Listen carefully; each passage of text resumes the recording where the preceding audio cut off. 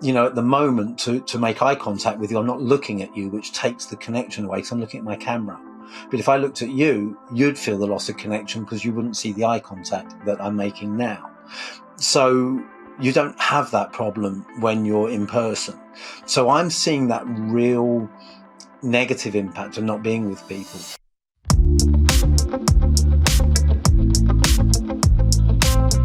Welcome to the Seismic Shift podcast, where we explore the seismic shifts that are shaking up the way that we work and the way that we live. Y'all, I am so excited to introduce you to our guest today. Andy Lopata is in the house. Welcome, Andy, all the way from London, England. Hi, Michelle. What an American welcome, which I love, y'all. So good to join you on here. Well, y'all, speaking of y'all, I want to read. I usually don't read bios, but this one is so impressive. I want our listeners to hear all of the accolades that you've received. So Andy, again, calling in from London, England, is called one of Europe's leading business networking strategists by the Financial Times. He's also quoted as a true master of networking by The Independent and Forbes.com. He's an international speaker. He's a podcast host. He's written 5 books, and his most recent book was co-authored with a very good friend of mine, Ruth Godian, and I have it right here. Just recently published the Financial Times Guide to Mentoring. And so again, welcome, Andy. And I want to share with our listeners that Andy and I got to know each other when I was in London last November for the Thinkers 50 Gala. And because he's co-authoring a book with Ruth Godian, who was also at the Thinkers 50 Gala, we got to meet and we recorded videos for your book, and I just loved meeting you. And you truly are an expert when it comes to connection. And I want to talk about that. But first, as you all know, I believe that connection with self starts with owning your story. And so let's learn about Andy's story. So Andy, share us your story, please. Wow. I never know where to start with my story and where to hone in. I'll give you the headlines, and if you want to dig deep into any particular area, I'm more than happy to. From a professional perspective, I left university slightly early for health reasons and also because I wanted to pursue a path that wasn't open to graduates. Lasted about 3 months in that world of the record industry and bounced around various jobs in my 20s. And then coming up to 26 years ago, I joined my dad in his business where he'd co-founded a business network and joined him in that for 8 years and his business partner. And we grew that all across the UK. We expanded into Europe. Realized after a while that I'd lost my love for it, that it wasn't really sustainable, the model that we'd grown. And I'd already written a couple of books at that stage and delivered some talks, and I wanted to go more into the professional speaking world and expand that side of what I did. So it took a year to convince my father, and then we sold our business to our business partner in 2007 and set up the business as it is now. There were a few things around there that, we took a wrong turn initially and opened a different business that was a massive failure. And there were lessons around that. But then we've been focused on this since 2008. And this since then, as you say, the Financial Times Guide to Mentoring is my 6th book. I have my own podcast.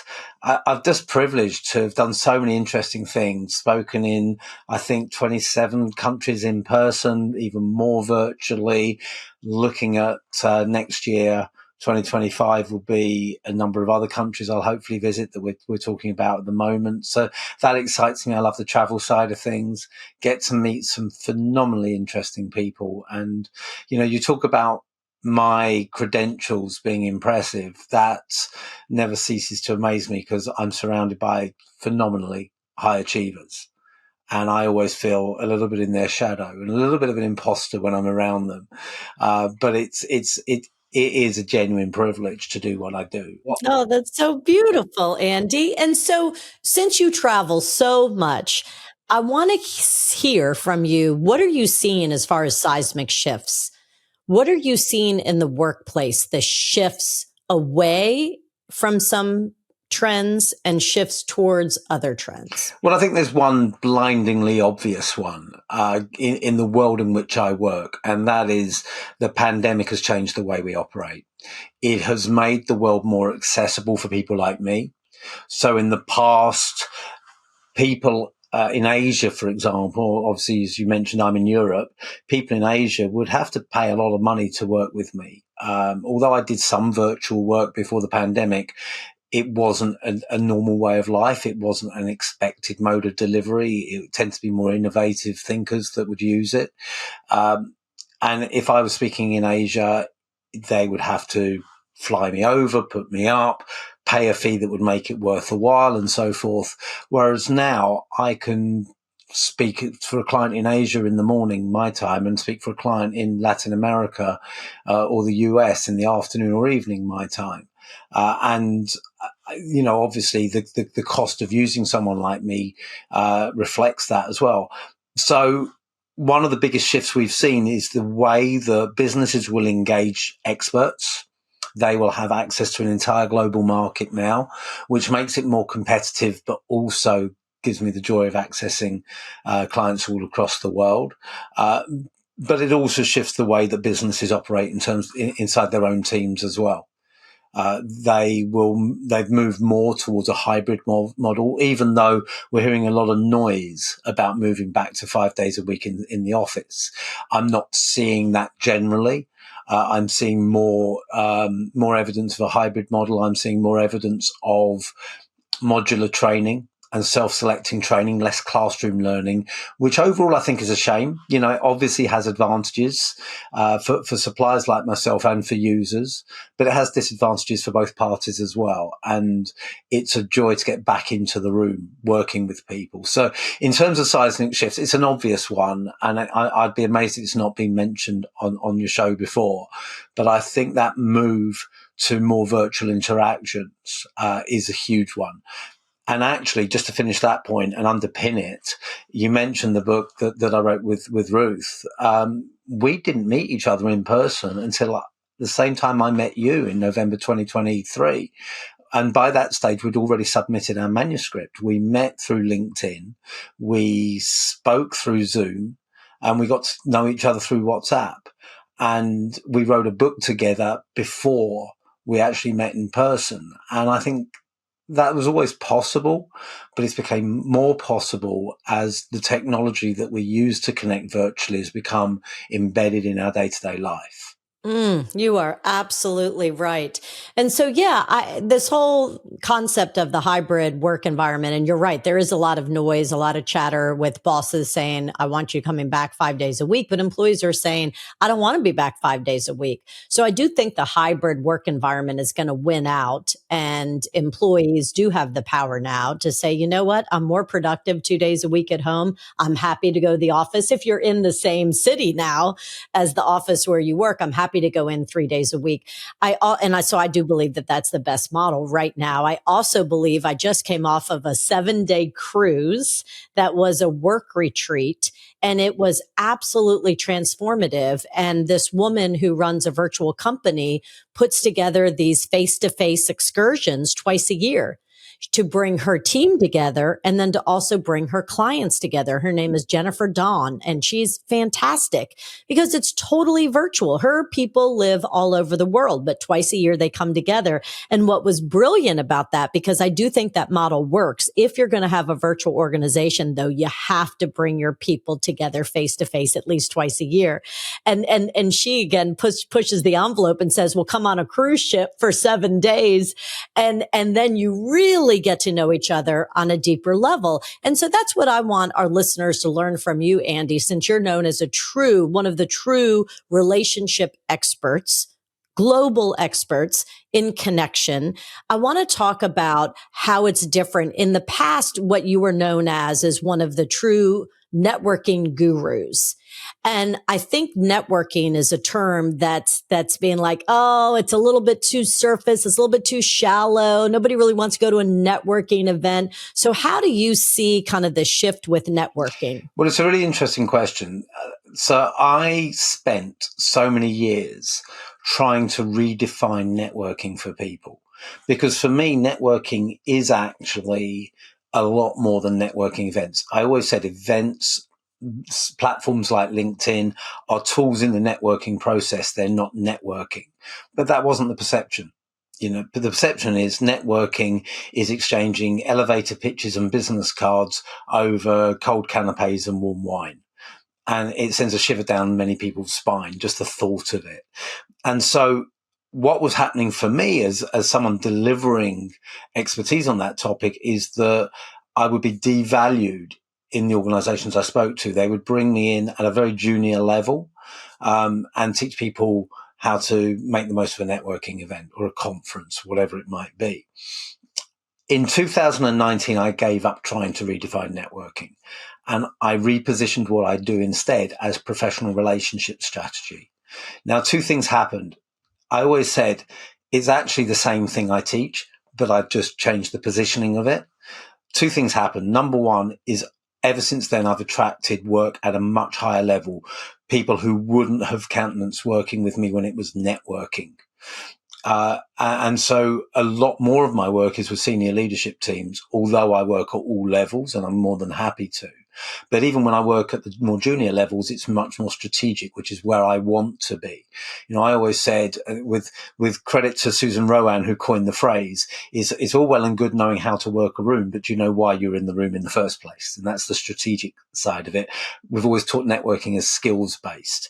So that was the first thing that happened, is that I saw that I was attracting more interesting opportunities.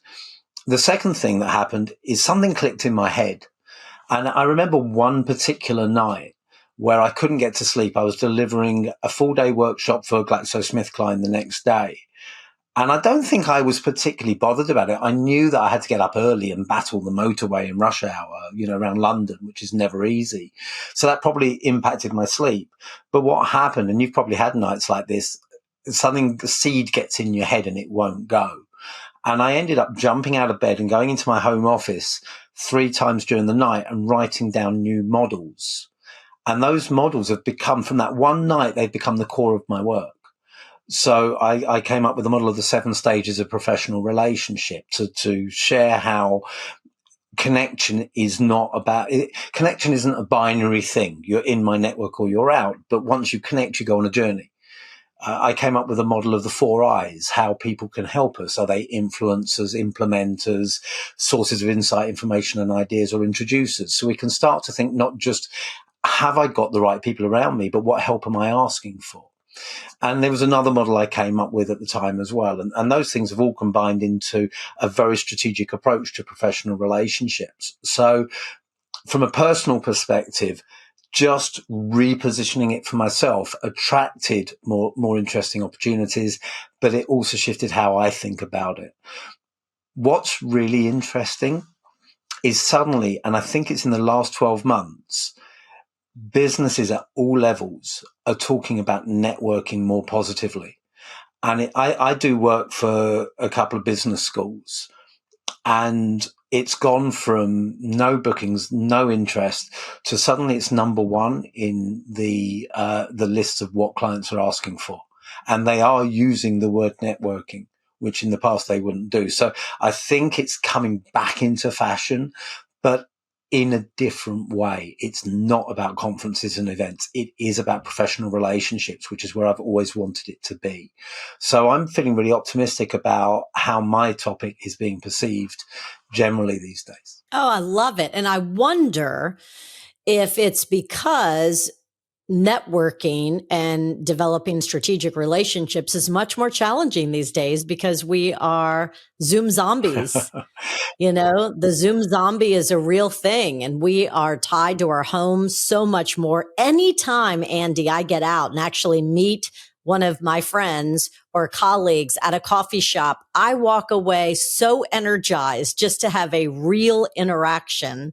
And then we always come up with ways we can collaborate, people we want to meet. Our creativity is higher when you're in person. So I wonder if it's because of this shift, this hybrid world that we live in and being in our homes so much, we need to figure out how to network in this new world of work. Well, let me offer you two perspectives on what you just shared. The first is on the shift in terms of its popularity and its need, and the second is the Zoom zombies and the need for connection. So, in the first, I've noticed. So, I've been in this space since 1999. We sold that business in 2007. I've noticed two big peaks in popularity in that time, where suddenly people who previously had derided networking or building relationships suddenly see it as important. The first was in 2008, and the second is post-pandemic. Now, what do the two things have in common? We're coming out of, or we were in, areas of huge uncertainty, people worrying about their job, people not knowing where to turn to, and suddenly these things become important. So I think once economies globally settle down a little bit, we might see we'll go back into networking being shunted onto the back burner. I hope not. And, I'm working hard to try and reframe it so that doesn't happen. But I'm one person. There's only so much I can do. So I think it goes in peaks and troughs, inverted to what's happening in the world and in the economy. So that certainly fits that pattern. The second thing about what you said was that need for connection. And what's really interesting, I spend so much more of my time on Zoom and Teams now than in person. Before the pandemic, I would be in London 2 to 3 times a week. I was a member of 2 different private members clubs. That's down to 1 now. And I would walk in and they'd all know me because I'd be there so often, because they were my home, they were my offices in town. Now, for business, I'm in London. If it's 3 times a month rather than 3 times a week, it's a lot. That impacts my business.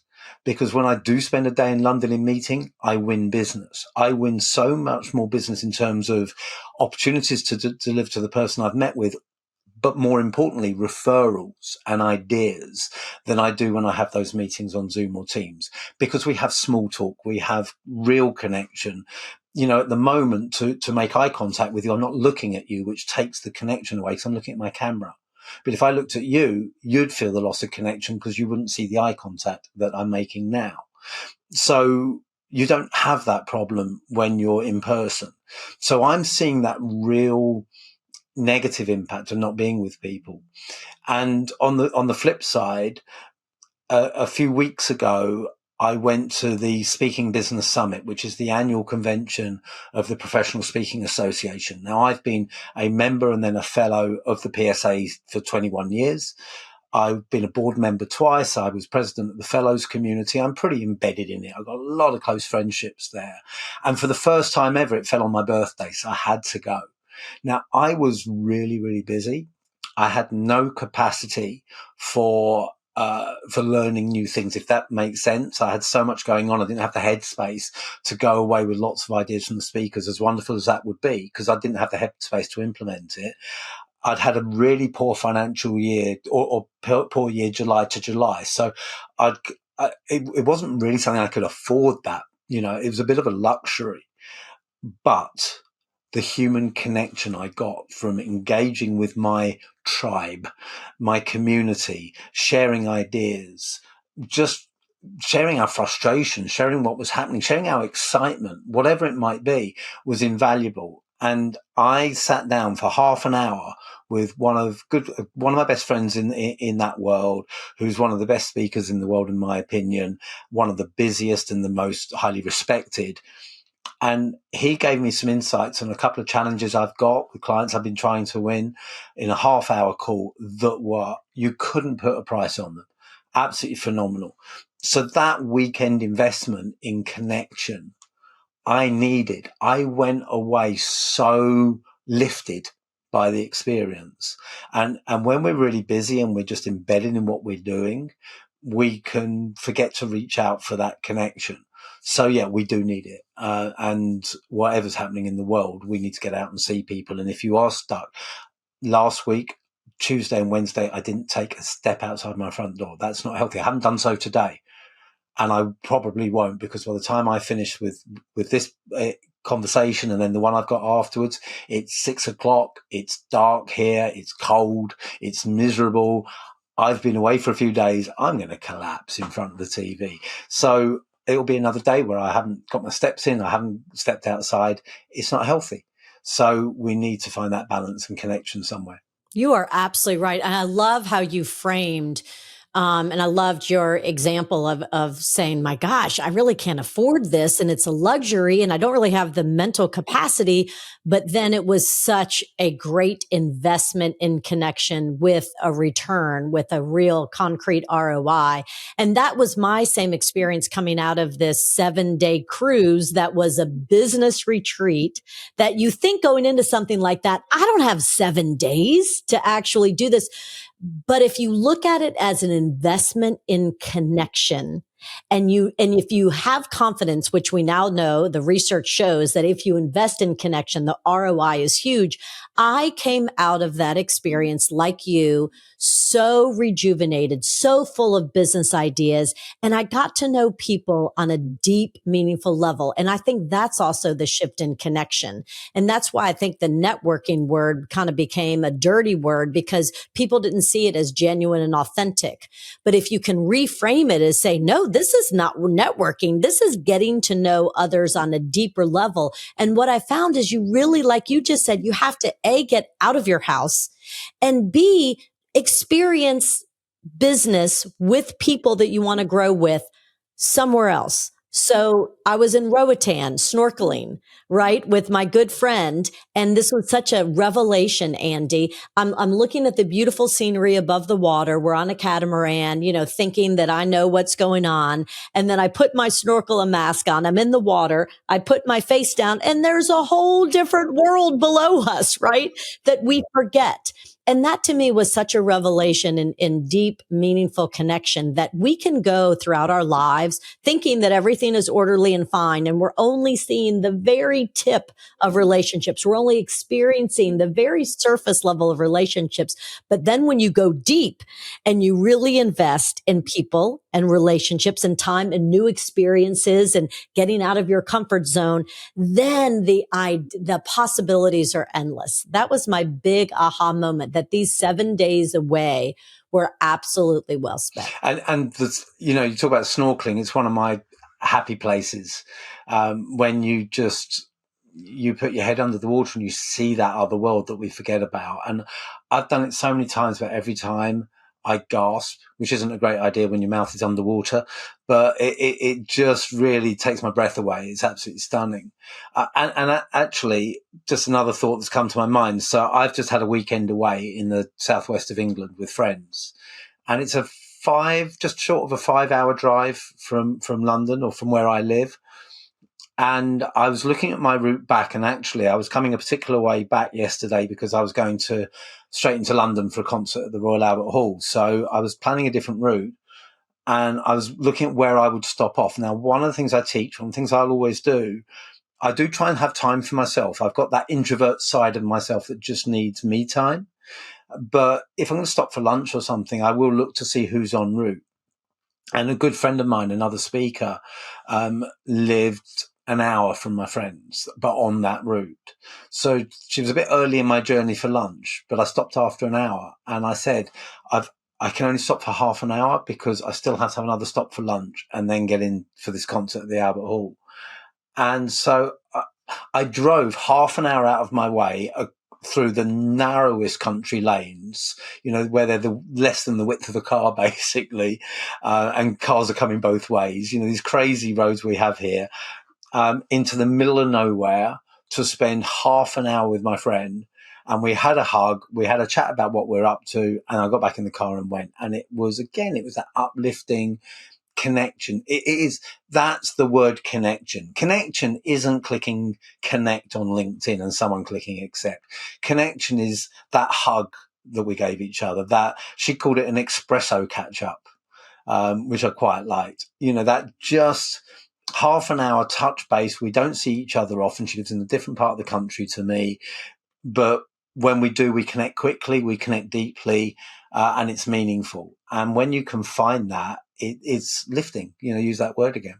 Oh, I love that. And so we can really kind of call it connection hugs, connection espressos, right? A connected conversation is just so uplifting. So what I'm really taking away from this beautiful conversation with you, Andy, is, and for our listeners, is that we have to make it intentional, and we have to embed time, and we have to invest time to connect with others face to face. And like you said, it wasn't logical looking at your map, getting back to London, to go 30 minutes outside of your way on these harrowing roads. And I know what you're talking about. On the wrong side. To me, that's the wrong side of the There was no side. There was no side. And there was no side. Track. There was one lane, one track. And yet you walked away after those 30 minutes of this connection espresso, like you said, uplifted. So what I'm seeing from my perspective as an executive coach is a lot of people are holding on to their chairs in their offices saying, don't make me go back in. I don't want to go back in. I'm comfortable. I'm comfortable where I am. That would take, then I'd have to do the commute, and then I'd have to think about this. And yet it's worth it. And I'm not saying full time at all, but I'm saying we've got to see each other more, and we've got to show up as humans, and we have to go deeper with our connection, and we have to make it a part of our connection cadence. I used to call it your operating rhythm, which now I look at as very old school. I'm now calling your management of your calendar, I'm calling it your connection cadence, because that's really what it is. It is a calendar full of interactions, full of connections, and it's a cadence.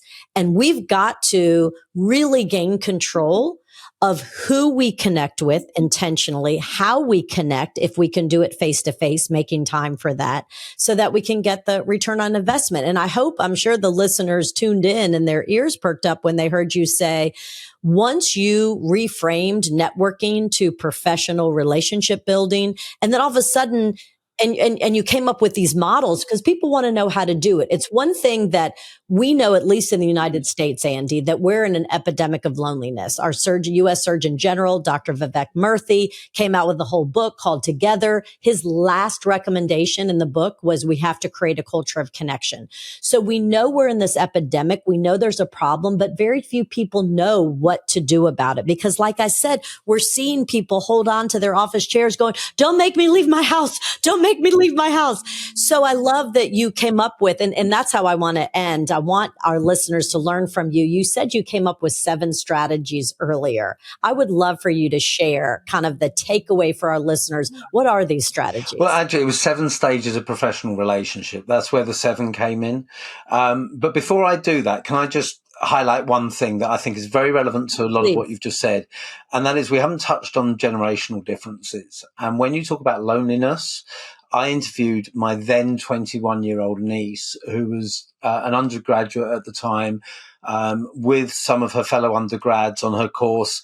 She was doing a project on whether her generation, so I guess mid-millennials, were the loneliest generation. And if you take that together, this generation that's locked behind their phone screens, sitting in the back of a car, chatting to each other, sat next to each other, but chatting on their phone, who don't really understand interpersonal communication in the way that our generation did. If you take that together with the hybrid working model and the working from home and working from the office, it's fine for you and I, with probably home offices well equipped, plenty of space, peace and quiet, to say, yeah, you might be better working from home, but the millennial sitting on the edge of their bed in a shared house or their parents' house with noise all around them, who doesn't have the networks, the mentoring, the sponsorship, the role modeling to learn from, that they need to build in to grow, they maybe need to be in the office more often for all of those different reasons, to learn that ability to connect, to engage more. So I think that we have to bear in mind that there's no one size catches all. You've got personality types, introvert versus extrovert as well, all these different things to consider when looking at what's right for each individual. And that's the key to it. In terms of the strategies I teach, we probably haven't got time to go into all of them or in detail, but just as a quick overview, what I typically do when I'm working with clients is I look at the three stages of relationship strategy. So it's building the right relationships. And that is a combination of getting the balance right between being strategic and not making people feel networked by you. So being authentic at the point of connection, but still knowing what you're looking for and how other people can help you. And then it's how those people can help you, which is where my 4 eyes model comes into play. So that's the building piece. Then it's nurturing those relationships. You're going from having relationships with people who are in a position to help you to having those people wanting to help you. That's where the 7 stages of professional relationship come in, and going on that journey from when they first meet you and recognize you through to where they become a supporter or advocate. So they're really proactive about helping and supporting you. And the power of that. And you throw into that mix things like curiosity. I've got a model called the curiosity cycle about how that leads to trust and engagement. The different elements of trust and what builds trust, managing conflicts, things like that. And then you've got your relationships with people in a position to help you. You've got those people who want to help you. They need to know how to help you. So that comes to leveraging professional relationships and understanding what holds us back from asking for help. And so I've written a book on vulnerability and why seeking support is your greatest strength, but also looking at, well, what is it that stops us asking for help and how can we get past those blocks?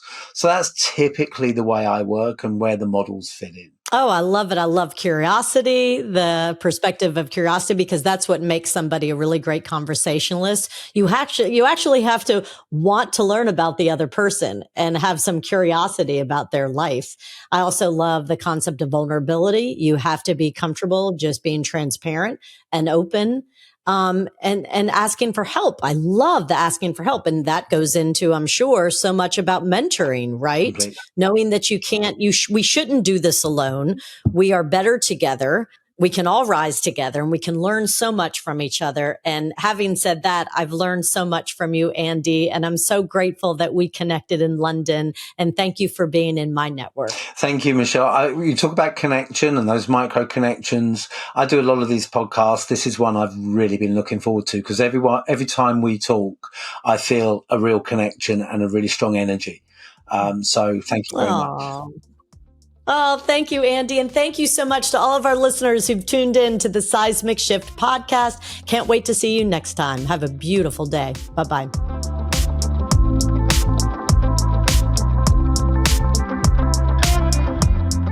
Thank you for joining us on the Seismic Shift. And before you go, can I ask one favor of you? Do you mind sharing today's episode with a leader you know? The power of this conversation is found in your using it and sharing it to create real connection in your life.